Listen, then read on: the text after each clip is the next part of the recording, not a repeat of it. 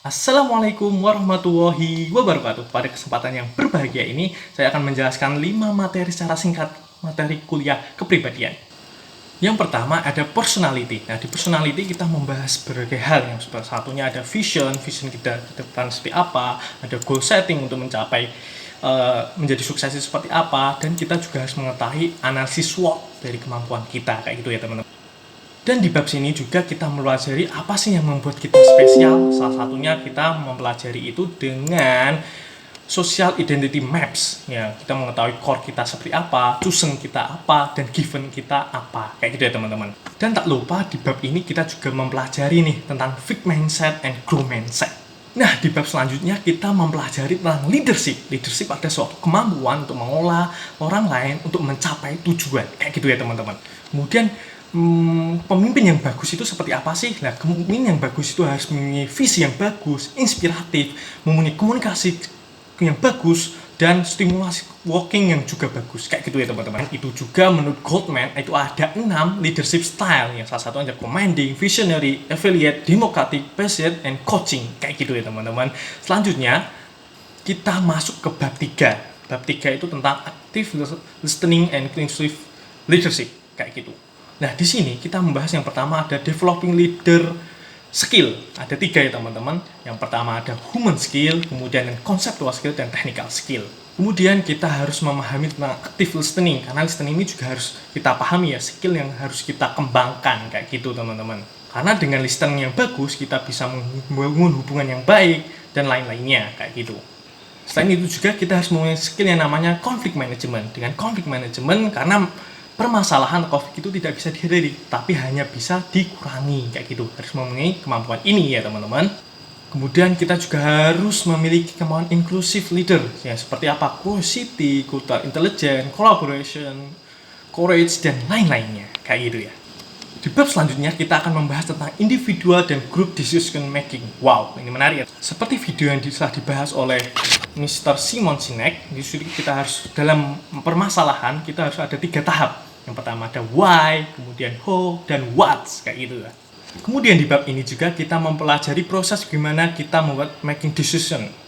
Seperti kita mendefinisikan problemnya seperti apa, mendevelop alternatif yang ada seperti apa, mengevaluasi dari alternatif itu, dan lain-lainnya. Kemudian di bab ini juga kita membandingkan antara individu dengan group decision making ya teman-teman. Karena mungkin individu itu lebih efisien, sedangkan grup itu lebih efektif. Kemudian individu tidak ada tidak ada diskusi. Tetapi kalau grup itu lebih more information, kemudian perbedaan juga lebih banyak. Kayak gitu ya teman-teman. Selain itu juga kita mempelajari tentang etik leadership. Nah, etik leadership ini harus penting nih teman-teman, karena seorang pemimpin adalah menjadi contoh dari para anggotanya, kayak gitu. Selanjutnya di bab terakhir yaitu di bab building and management team. Di sini kita membahas gimana sih kita memanajemen sebuah tim, kayak gitu. Salah satunya di teori yang ditentukan oleh Tuckman. Itu ada kita harus memperhatikan forming, strumming, norming, performing, dan adjourning, kayak gitu. Selain itu juga di bab ini kita mempelajari 8 kunci untuk meningkatkan performa tim. Salah satunya ada leadership, itu penting juga, selalu belajar, komunikasi, menerima perbedaan, dan lain-lainnya.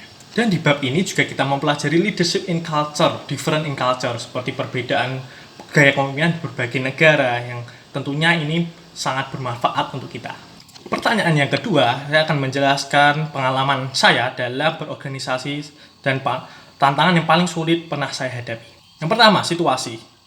Situasi mendirikan suatu organisasi yang bernama Salatiga Bermanfaat. Dalam mendirikan organisasi ini dibutuhkan kerjasama, dibutuhkan dana untuk mendukung organisasi Salatiga Bermanfaat ini. Salatiga Bermanfaat ini berorganisasi yang berservis sosial untuk membantu orang lain.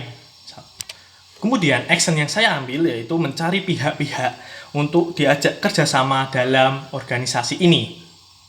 Kemudian action yang saya ambil yaitu mencari solusi dengan bekerja sama berbagai pihak seperti radio untuk media promosi, kemudian DPM Masjid untuk mendapatkan murid-murid dari anak-anak TPA, kemudian organisasi yang sejenis atau untuk mendapatkan pengalaman-pengalaman baru seperti mahasiswa bergerak yang ada di Salatiga. Kemudian resultnya atau hasilnya itu muridnya dengan metode yang tadi, murid yang didapat itu melebihi kapasitas atau melebihi targetnya. Kemudian juga pengajarnya itu sampai kekurangan pengajar, kayak gitu ya teman-teman. Kemudian juga bentuk kerjasama itu datang dari berbagai pihak, bahkan menolak karena harus menseleksi yang sesuai bentuk kerjasamanya kayak gitu. Kemudian